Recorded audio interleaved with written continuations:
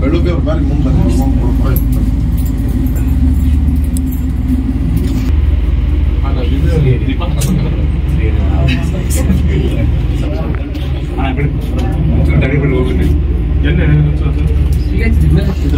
ಎಲ್ಲರಿಗೂ ಪೇಡೆ ಇಲ್ಲಿ ಕೊಡ್ಬೇಕು ಯಾರೇ ಮೀಡಿಯಾದವ್ರಿಗೆ ಸಹಿತ ಯಾರಿಗ ನಾವು ಇವ್ರಿಗೆ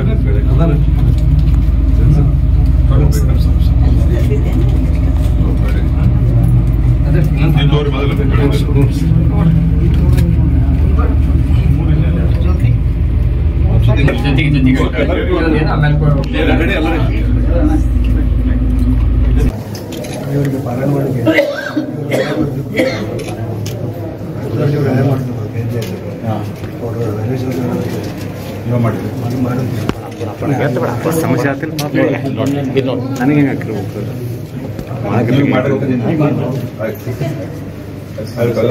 ಊಟ ಮಾಡಿಲ್ಲ ಬಂದು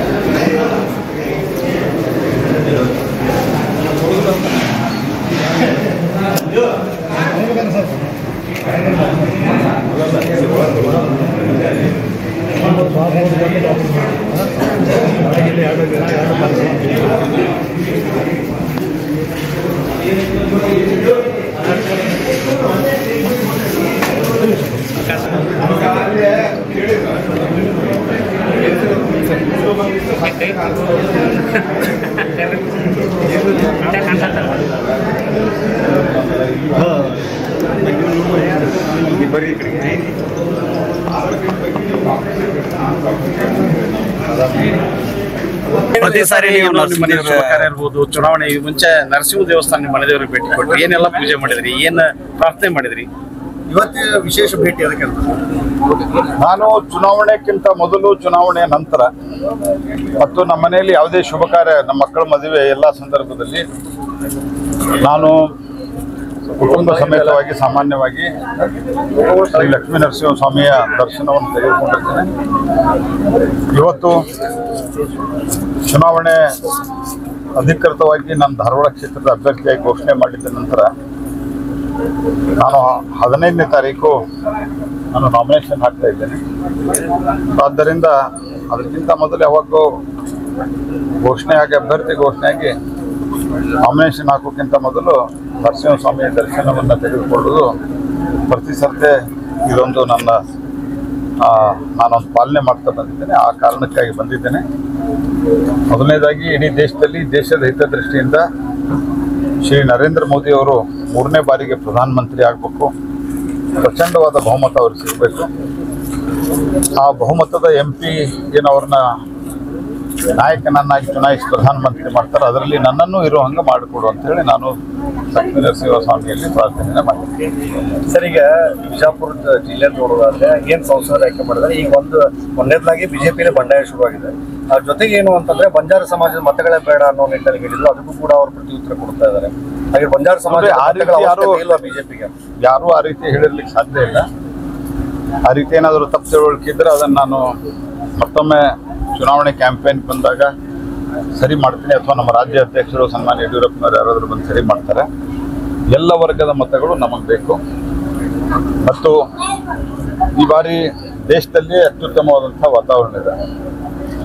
ನಾವು BJP ಅಲೋನ್ 370 ಸೀಟುಗಳು, NDA ಸೇರಿ 400ಕ್ಕಿಂತ ಹೆಚ್ಚು ನಾವು ಸ್ಥಾನಗಳನ್ನು ಪಡೀಲಿಕ್ಕೆ ಸರ್ವಶಕ್ತಿಯನ್ನು ಹಾಕಿ ಪ್ರಯತ್ನವನ್ನು ಮಾಡ್ತಾ ಇದ್ದೀವಿ. ಮತ್ತು ದೇಶದಲ್ಲಿ ಕಳೆದ 10 ವರ್ಷದಲ್ಲಿ ಶ್ರೀ ನರೇಂದ್ರ ಮೋದಿಯವರ ನೇತೃತ್ವದಲ್ಲಿ ಆದಂಥ ಬದಲಾವಣೆಯನ್ನು ಜನ ಗಮನಿಸಿದ್ದಾರೆ.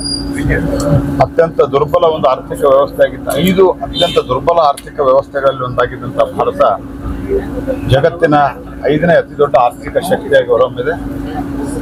ಪ್ರಧಾನಮಂತ್ರಿ ನರೇಂದ್ರ ಮೋದಿ ಅವರು ಗ್ಯಾರಂಟಿ ಕೊಟ್ಟಿದ್ದಾರೆ.